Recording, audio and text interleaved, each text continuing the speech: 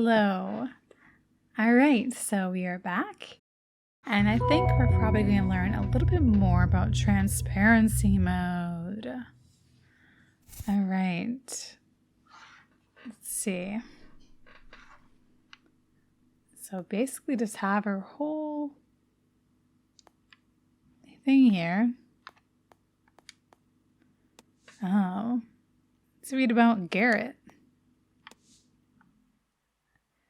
Nobody gives a fuck. Please stop. I hate when you're like this. I'm just saying true things. Don't tell me to pretend everything's great. Nobody gives a shit, just a fact. I don't know how to help you when you're like this. I know, nobody can. Have you ever thought about getting therapy? I am in therapy. Okay, sorry. I'm in therapy. I'm on medication. I did some VR thing when I stood in a forest by a creek. How does that make any people care about my work? It doesn't change a fucking thing. Wait, look, I'm sorry you're going through a tough time. I fucking hate this. I'm sorry. You're not helping. I don't know what I'm supposed to do. I don't know how I'm supposed to help you. Maya? All right. That was a good chat. Did you see the new Forsberg thing? Yeah. I think he kind of sucks. LMAO, he does. It was a boring and self-absorbed. Didn't do much for me. Why is he a thing? Why does everyone love him? Right at the right place at the right time, maybe. His friends run that press. He's on a podcast with them. One thing he's good at is having this image of being a genius. So I think people just assume he is one. He's so mediocre, though. I honestly don't understand it. I sink now into the space of forever. Like, what kind of crap is that? Seriously, it's so bad. Oh, and he socializes and gets out a lot, I think. He's like at every party, at least that I've seen. He's always like chatting people up, I should say. Well, fuck that. Why is the world this way? It's the world. I hate it.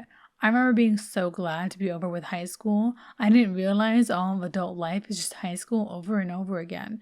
Just a stupid popularity contest against idiots. Ugh. I know, right? I'm sorry you're not feeling well. Drink soon? I'll be fine. Yeah, Def. Drinks always. Okay, so then let's look at Swift Mail.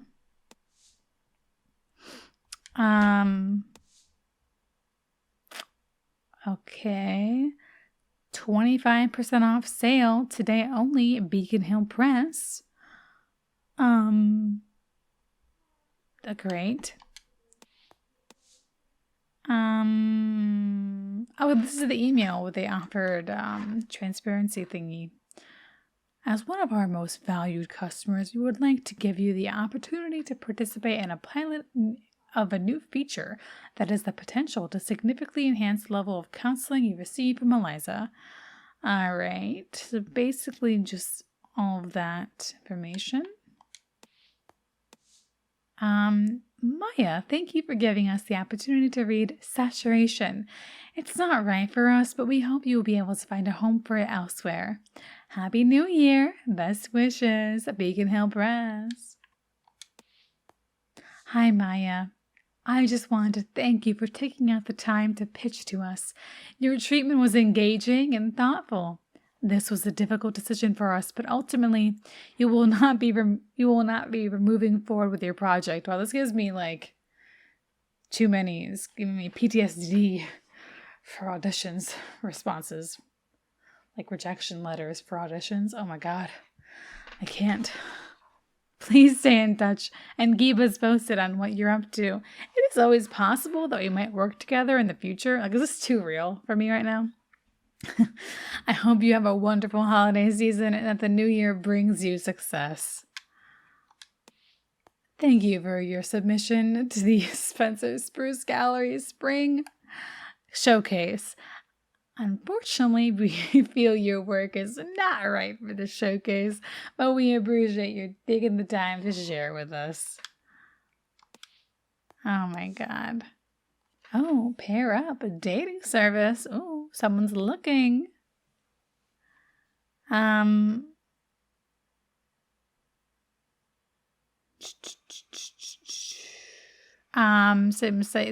I can't talk.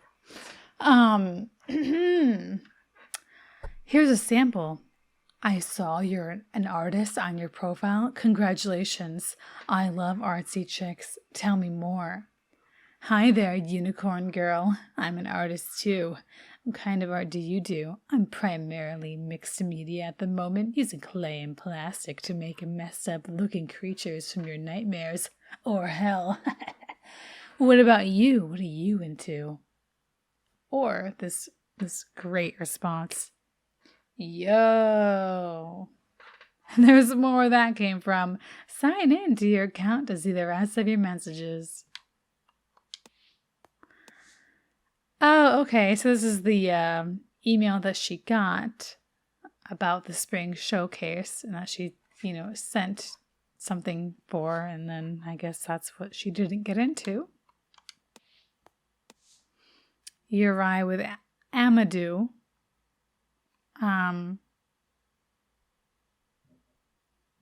Whoa, an $150 cleaning fee was added to this trip. Riders are responsible for incidents such as spillage of food, drink, unexpected involuntary regurgitation. That's gross. Oh.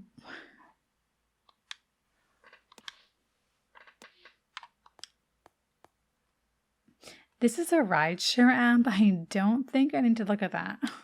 Gee. Video? Is that for video?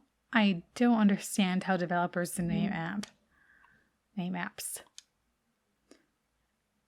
This is uncomfortable already. I feel extra weird looking at her art.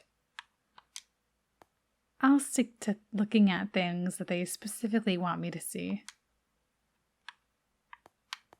Well, then I looked at everything, right? Oh, okay. I can go over to this thing now. All right, so I read all the emails and texts, so overall, Maya is unhappy. I would agree with that. Maya is attempting to become well-known. Agree.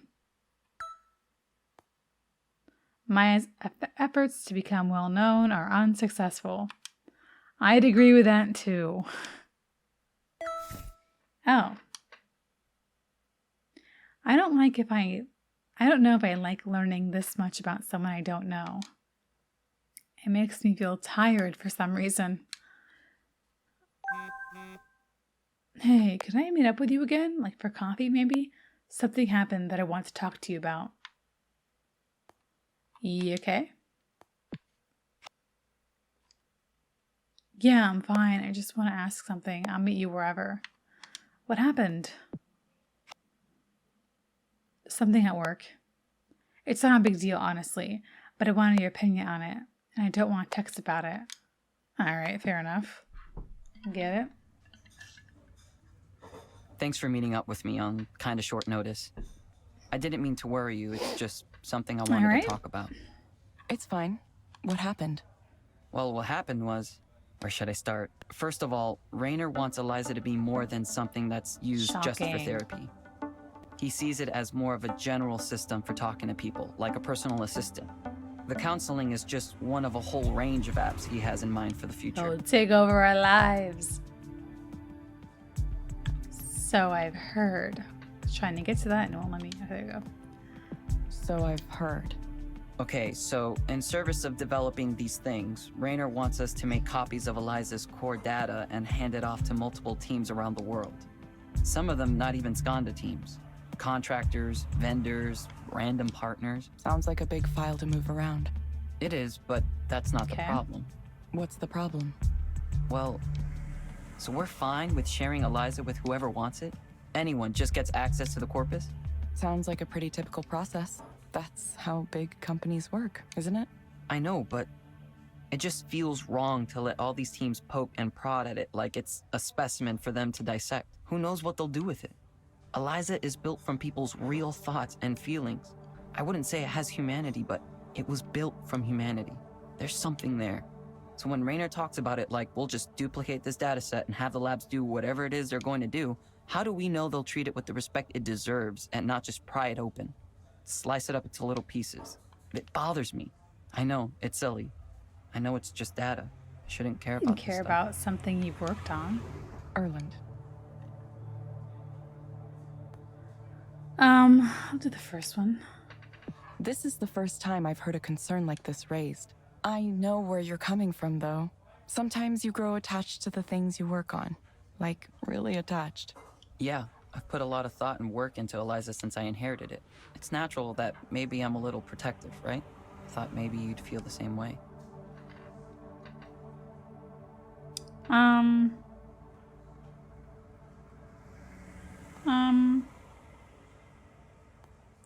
don't want to like be mean to him. Like, ugh, get over it, Erland. Ugh. But I could see where he's coming from. I do. I agree with you. The moment we say things are just data is the moment we enable all kinds of violence. I just wish I knew what to do. What choice do you have? I'm not sure. This is the first time something like this has happened to me. I did take an ethics of engineering course in school, but the examples were all pretty clear-cut problems. Would you build software for a bomb? That kind of stuff. I didn't expect my personal feelings to be mixed up in it too. Listen to me talk. Eliza being special, something worth protecting. I'd be a laughingstock if I started saying those things at the office. My coworkers would say, "Come on, Erland, stop attributing human qualities to this piece of data. It's not the same thing as real people. It's just a corpus that has nothing to do with the people that generated it. And besides, don't you want Eliza to help more people? This is how we get there." And who am I to argue with that? These are reasonable points, but I don't know. I think maybe something does live on. Even when you take the names out, even when you anonymize everything, people's stories are still inside there, in some form, in some way. I just want to make sure we have some respect for them. Welcome to your first moral decision in tech, Erland. It certainly won't be your last. It's not much of a decision. Like you said, I don't really have a choice. I just have to Quit. go along with it. I was so amazingly lucky to get this opportunity. Running the whole Eliza program almost as soon as I graduated college, Rainer took a big chance on me. I can't just walk away from that. Besides, if I left because of something like this, I'd be giving up all the ways I can make a difference by staying. Rainer isn't a bad person either. He's just pushing for his own goals. I need to see this through. I'll do what he's asking me to do. Sorry. Thanks for listening to me talk in this confused way. Well, if we know anything about Evelyn is that we're good listeners. I'm usually more together than this. I've probably kept you from something important. No, it's okay.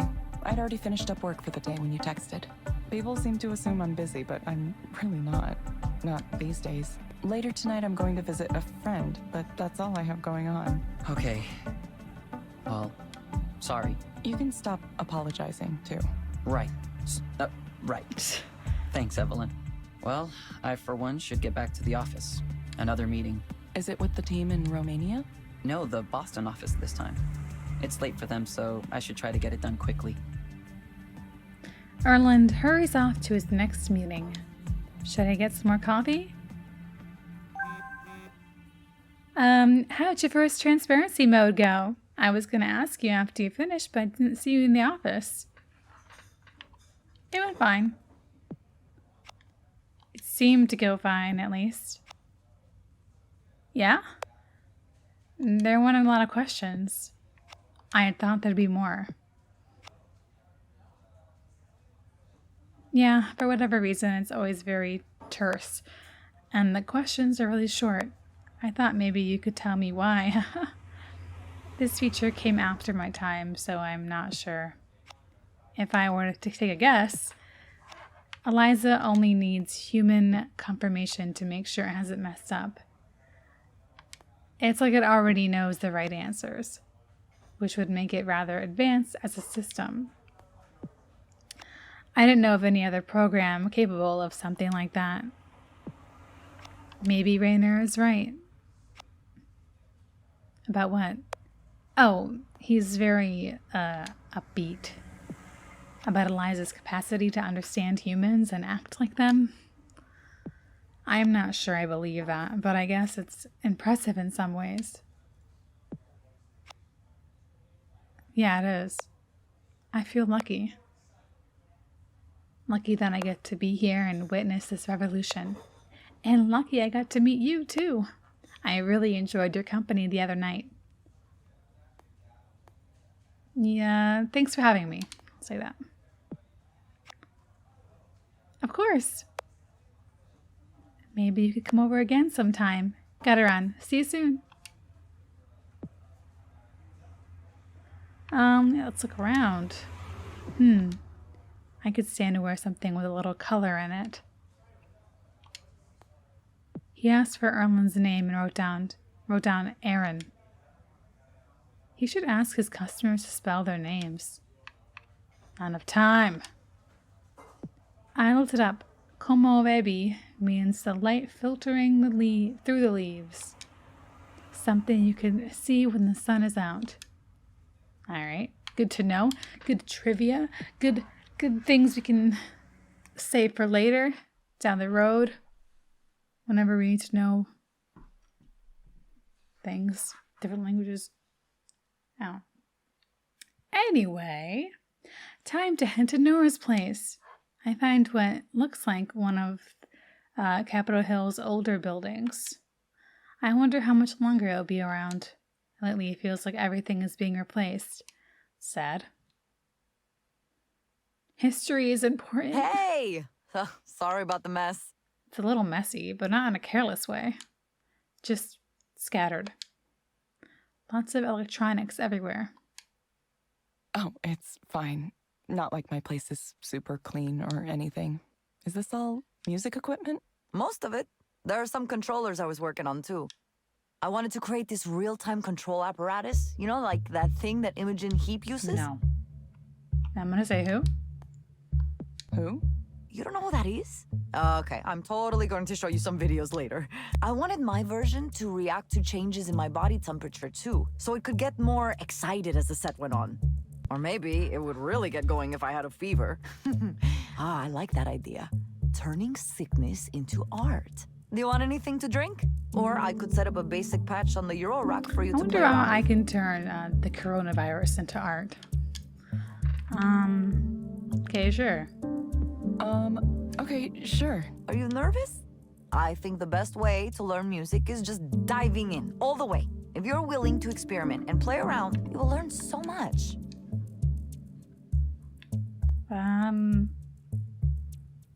Maybe later. Maybe later, yeah. Okay. Well, sure. Let me see if this amp is still working. After the show, it went kind of a little strange. Oh, and Nora starts to tinker with some of the equipment. Music technology is just like any other kind. You take the inputs and you translate them to the outputs. Once you learn the basic principles, it all just flows from there. Oh, that gives me an idea. You could take metrics from Eliza's sessions and have them direct a dynamic music score. Like if you took the head tilt value or the eye tracking and used them to drive the parameters of pitch and filter, it'd be like, Uh-huh. That doesn't sound like something a counseling client might want to hear. Oh, no, I didn't mean for the client to listen to. I meant it more like if you were going to make like a performance art piece based on a person in counseling. You know what I mean? Sure. I think I do. I miss having access to those cameras and sensors. I should have kept some instead of returning them to Skanta like a good girl. I bet those components would have enjoyed being liberated for the purpose of art, instead of being used to degrade our humanity one little bit at a time. You don't like where things have gone? I'm worried, Aren't we Evelyn. all? Sure, maybe this huge database of people's deep, dark secrets is going to be used 100% properly. Maybe it will always be kept completely safe, and we can completely trust Skanda to do the right thing. I don't now trust and people. in the future. 10 years from now, 20 years from now, 100 years from now. Sorry, I know you still might work there. I just have so little confidence in these big tech companies right now. They act like they have all the answers, instead of listening to people's concerns. And if you ask them why they aren't listening, they can't even explain the reasoning in a clear way. They just want to win. You've been a proxy for a while. I bet you've already seen some privacy mistakes. Or at least some things that made you think. Yeah, I would say so. Yeah, I have. I knew it. guy like Raynor doesn't get that he might not be allowed to do certain things. Is that really the future you want to help build? It's not even that I don't trust Raynor, even though I don't. I wouldn't trust anyone with a store of data like that. It wouldn't be so difficult for employers, government, anyone to combine different sources together and eventually learn everything about you. Probably true. Everything. They'll know your face, your body, your medical history, and now everything you told the counselor in private too. It's kind of like a nightmare to imagine it. That's why I left. That's why I thought it was important for me to stop making a contribution to something like that.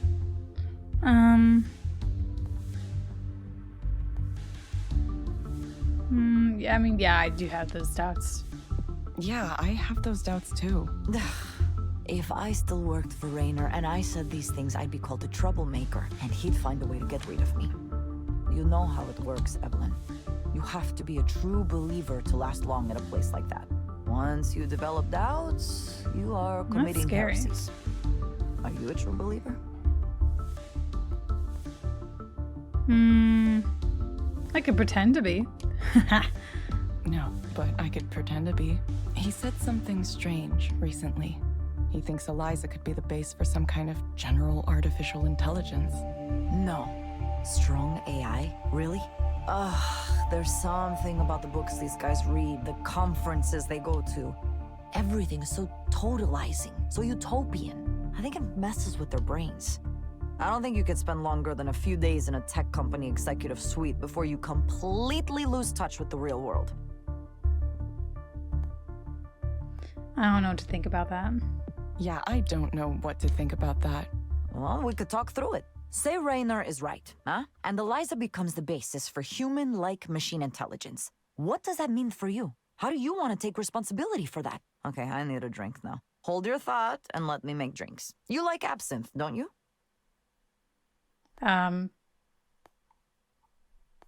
Maybe? Never had I it. think I do. Maybe. You'll like this. I promise. Oh, Nora busies herself in the kitchen area, making drinks, humming some kind of tune.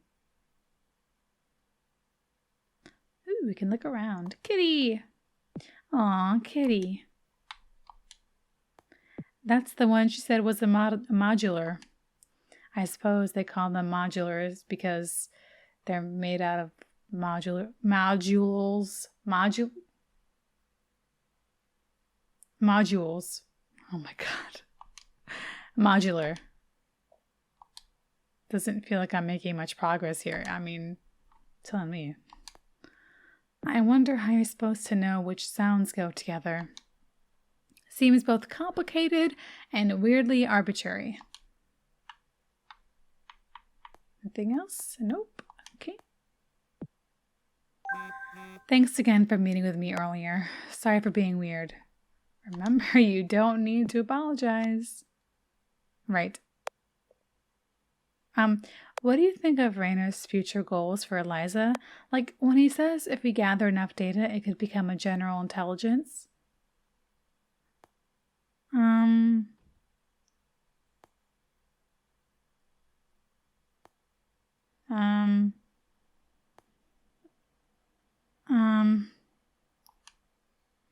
Yeah, maybe not not in like the recent future, I don't think. Like, I don't think people would give up on like a lot of their privacy. I don't think people would. I think it's too soon. I mean, in this reality, in this game, I'm not really sure, but I don't know. Raynor is smart, but he doesn't quite understand the technology and its limits.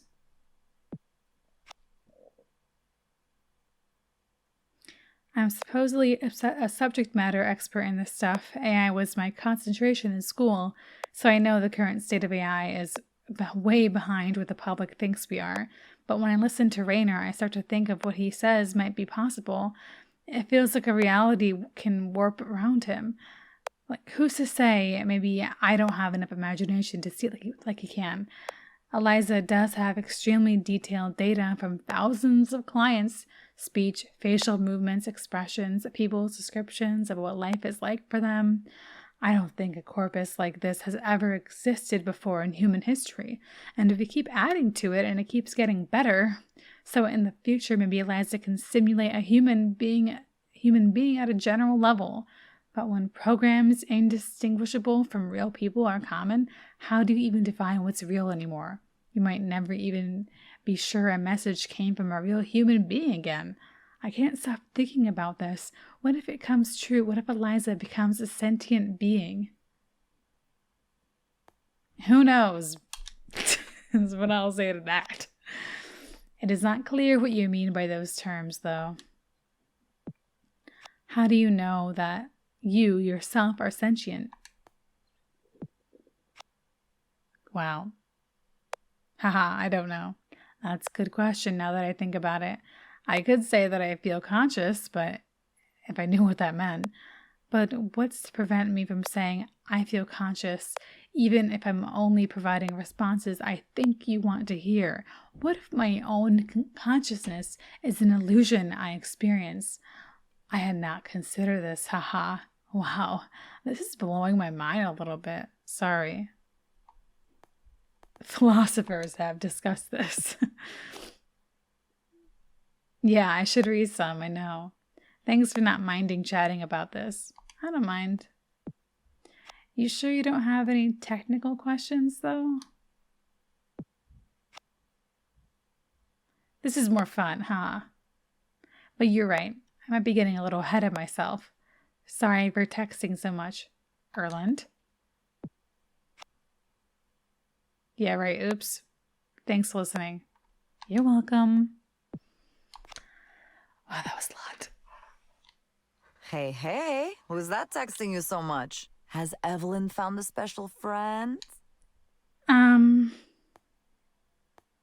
Yeah, why not? What would you say if I had? I'd be happy for you. It's this guy named Erland. I guess he's the new head of engineering for Eliza. Huh, I never heard of him. He must have started recently? Yeah, less than a year ago. Right out of school. Oh, wow. A little baby engineer. How cute. Ever since I met him, he's been messaging me a lot. My goodness, so he likes you. I don't think it's like that. No? Isn't that the textbook case of liking someone? Lots of messages all the time? It's really more like he needs some kind of mentor figure. He reminds me of how we were when we graduated. Unsure what to think about the decisions these companies make, how they're made. I hope you're telling him to run away while he still can. When he first introduced himself, he said he had questions for me about Eliza, so I said, sure, feel free to ask. I thought he meant like technical or architectural questions. Instead, he wanted to talk more generally about things like what was the code name for Eliza during development? What was Damien like? Or if I think the same way Raynor does about Eliza's future. And you told him no, Raynor is clearly in some bizarro world, right? That it's a tech executive's utopian fantasy and it won't come to pass. At least not in the way he thinks. I tried to encourage him to think for himself. Ah, Evelyn. I could see what this is really about. Look, I don't know much about the motivation in your life, but if it's truly your desire to continue to improve Eliza, then you should go for it. Go back to Skanda headquarters and work for Raynor and earn a big salary. At least you know what you're getting into. You would be surrounded by smart people and advanced technology. It would be nice. I understand it. And while you're in that position, maybe you could develop some kind of next-level AI. Who knows, right?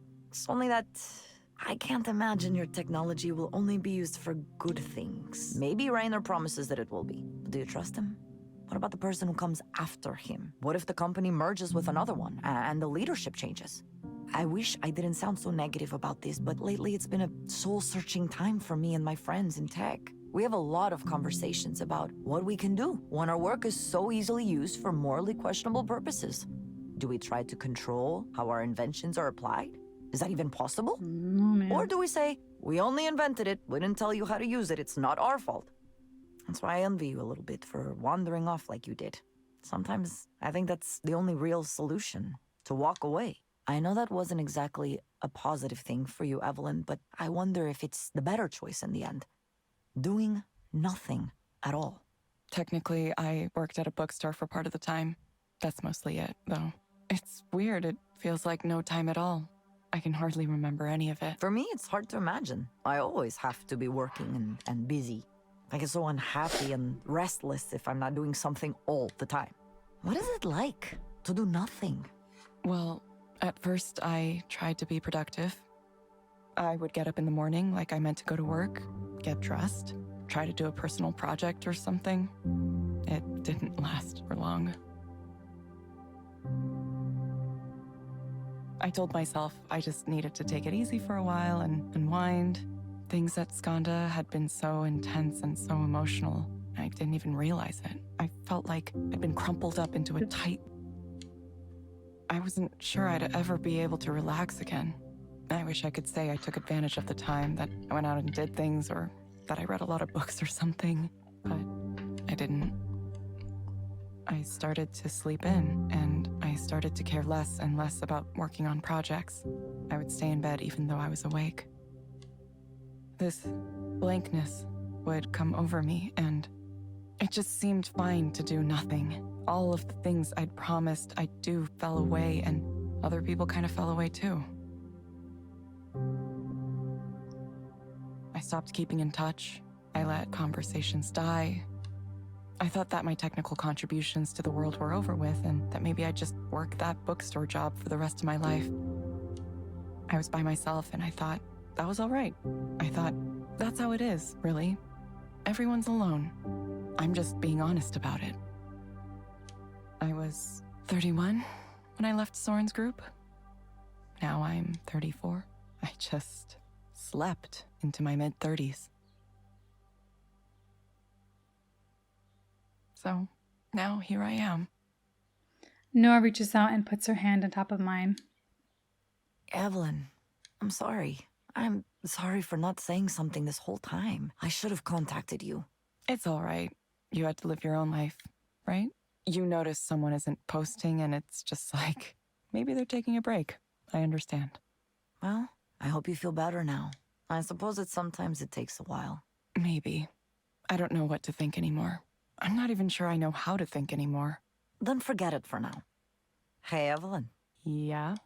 You want to get super high and watch cybergoth music videos? You heard me. I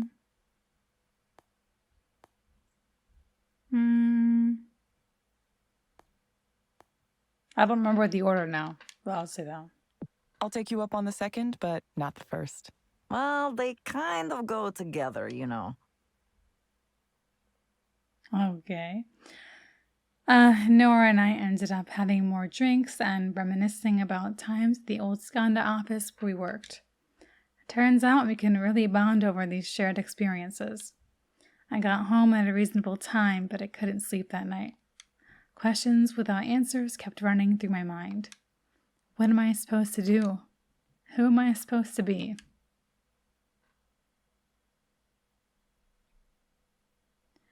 Okay, chapter 5. I think we're going to leave it there for now.